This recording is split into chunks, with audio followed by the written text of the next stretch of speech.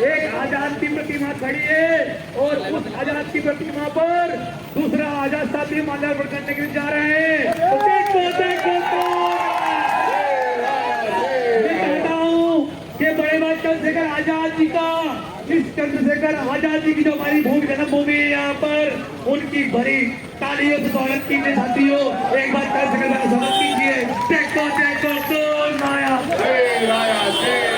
देखो देखो कौन आया,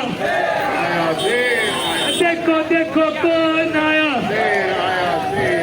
चंद्रशेखर आजाद जी जिंदाबाद। हमारे जो युवा है वो इस नारे को बुलंद करेंगे, एक तीर एक कमान, एक तीर एक कमान, एक तीर एक कमान।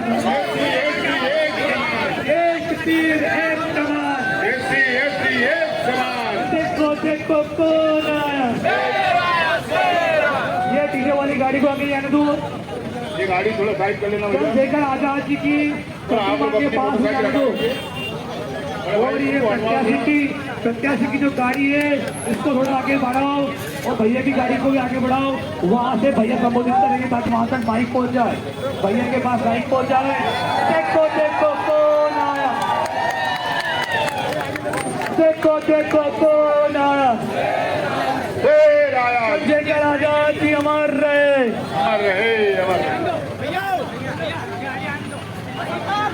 इधर दबाओ जाओ। हाँ थोड़ा हटो आप लोग, हटो थोड़ा साइड जाइए, थोड़ा सा साइड हट जाइए। एक आजाद जी दूसरे आजाद जी को माल्यार्पण करने जा रहे हैं साथियों, तालियां के स्वागत।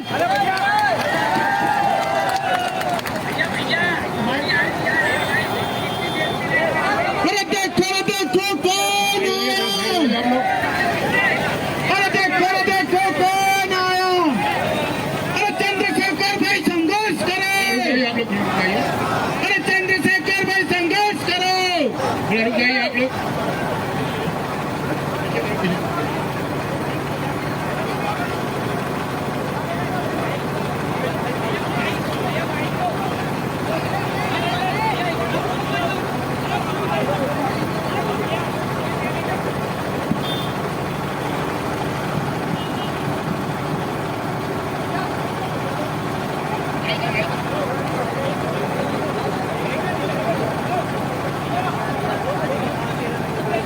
साथियों, हमारे बीच में चंद्रशेखर आजाद जी का क्रांतिकारी उद्बोधन कुछ समय पश्चात शुरू होने जा रहा है। आप लोगों से निवेदन है शांतिपूर्ण ढंग से आप लोग सुनेंगे, अपने अपने जगह पर खड़े हो जाएं आप लोग, और थोड़ा सा आप लोग चारों तरफ खड़े हो जाए इधर दूर दराज में।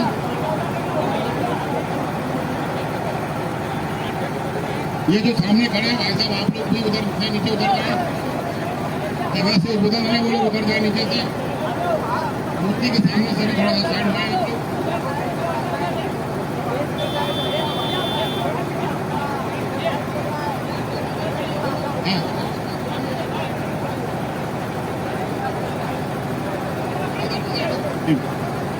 हेलो हेलो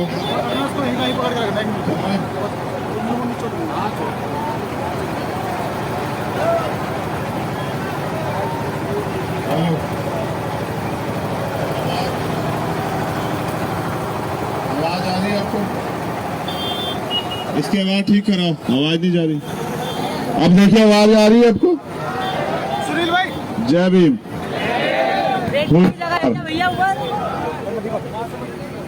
ये ऐतिहासिक क्षण है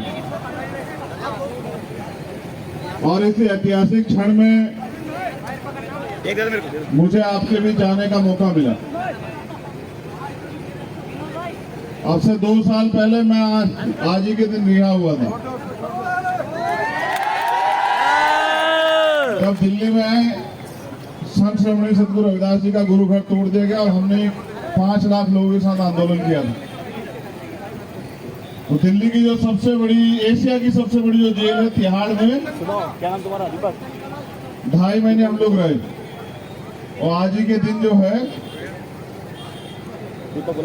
मैं रिहा हुआ। और अच्छा ये है कि आज के दिन मुझे एक और लड़ाई लड़ने का मौका मिला। देखो अगर इसमें कोई पेशेंट है तो उसको चलती करवा दो। देखो व्यवस्था करा दो, कोई परेशान ना हो।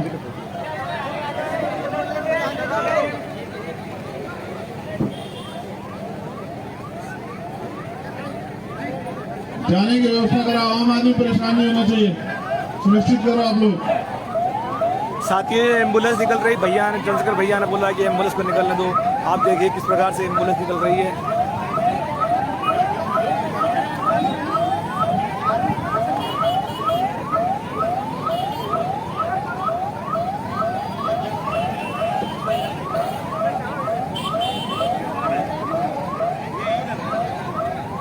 क्या दूसरी तरफ से निकल सकती है? दूसरी तरफ से निकलवा दो।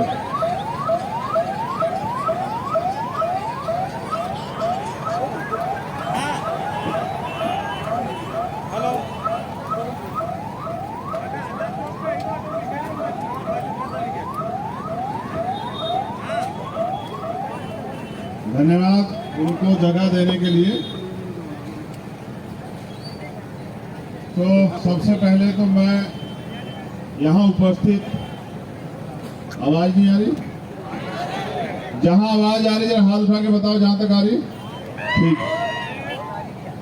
तो सबसे पहले यहाँ उपस्थित जोगट के जिम्मेदार,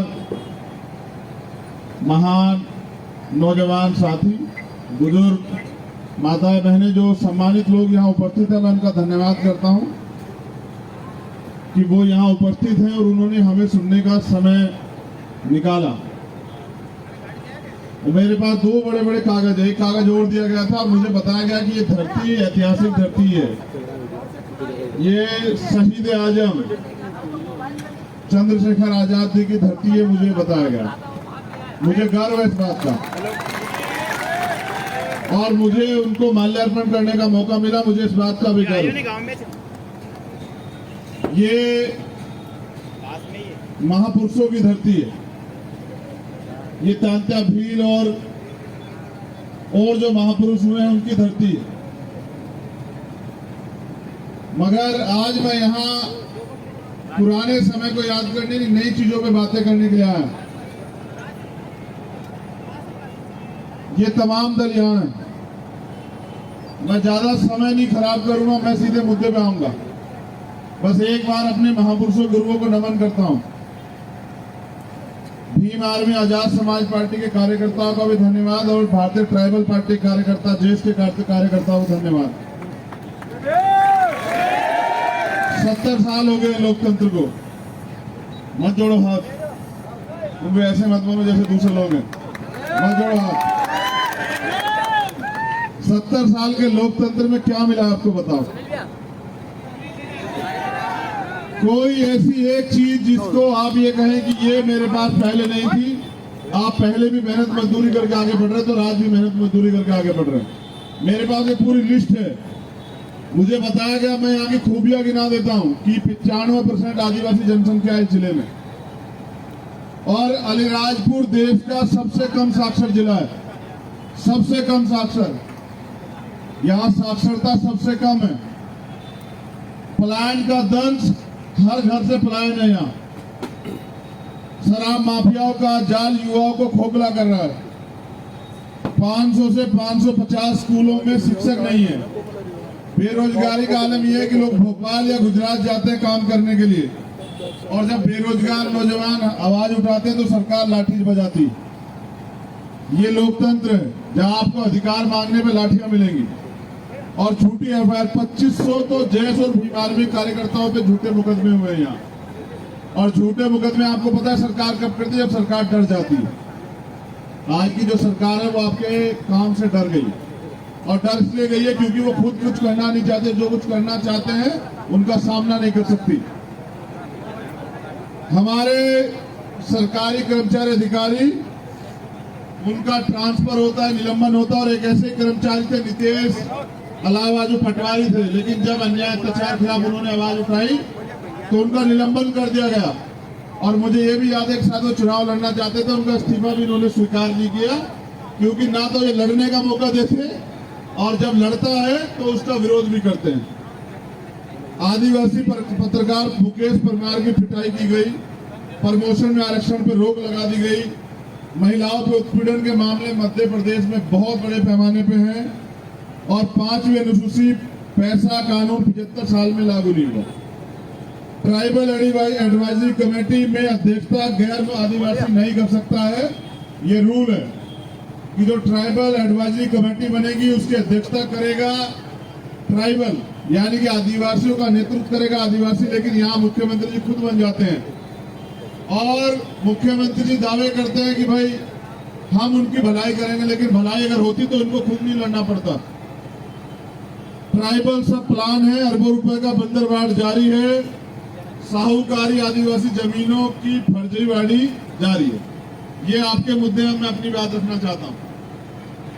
देखिए, ये लोकतंत्र, जब बाबा साहब अम्बेडकर ने वोट का अधिकार दिलाया तो ये सुनिश्चित किया था कि जिनके पास वोट होगा उनका राज होगा। मैं इसलिए यहाँ आया सारे काम छोड़ के, क्योंकि हमारे आदिवासी भाइयों ने लड़ने की शुरुआत की है। वो अपने हक अधिकार के लिए लड़ने के लिए आए और जब भी कोई अपने हक अधिकार के लिए लड़ने के लिए आएगा तो सबसे पहले उसका साथ देने के लिए चंद्रशेखर खड़ा रहेगा। मैं सिर्फ आपको बताने आया हूँ, बड़े पैमाने पे नौजवान है। नौजवान इस देश में गुलाम नहीं है, ना इस प्रदेश में गुलाम है और ना ही जवानी को गुलाम बनाया जा सकता है। लेकिन नौजवान अपना हौसला खोए बैठे इस बात के साथ, उनको लगता है कि उनकी तकदीर का फैसला कोई दूसरा करेगा।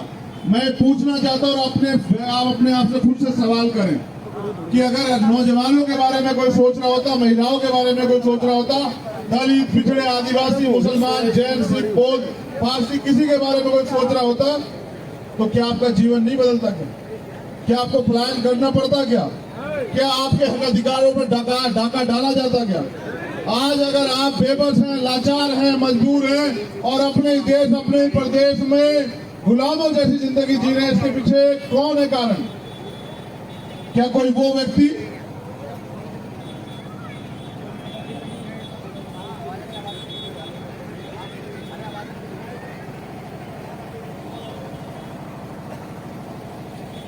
ये लोकतंत्र, पीछे वालों की भी अपनी अपनी बातें, वो कहते हैं ये भी कह दो। मैं पहले अपनी बात कहना चाहता हूं। मैं ये पूछना चाहता हूं, आप ये बताओ, एक नौजवान जो देश की सीमा की रक्षा कर सकता है, वो क्या अपने प्रदेश में परिवर्तन के लिए नहीं लड़ सकता? आप बताओ मुझे।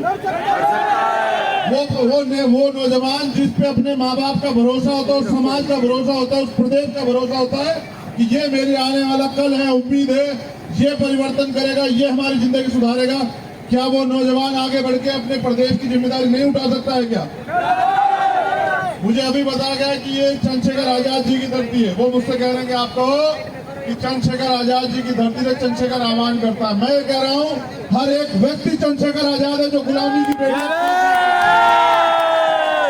क्या जब देश को गुलाम बनाया गया था तो उसकी आजादी के लिए नौजवान नहीं लड़े थे? क्या जिन लोगों ने पंडित चंद्रशेखर आजाद हो या शहीद आजम सरदार भगत सिंह हो, क्या उन्होंने अपनी जान देते हुए सोचा था कि ऐसा देश बनेगा हमारा, कि वहाँ गैर बराबरी इतने बड़े चरम सीमा पर रहेगी, वहाँ धर्म जाति का युद्ध होगा, वहाँ पशु के नाम पे, धर्म के नाम पे, जात के नाम पे हत्याएं होंगी, वहाँ महिलाएं सुरक्षित रहेंगी? 70 साल के लोकतंत्र में आज भी महिलाएं रात को 10 बजे घर से बाहर नहीं निकल सकती। कौन से लोकतंत्र की बात कर रहे हैं आप? और किसके पास अधिकार है?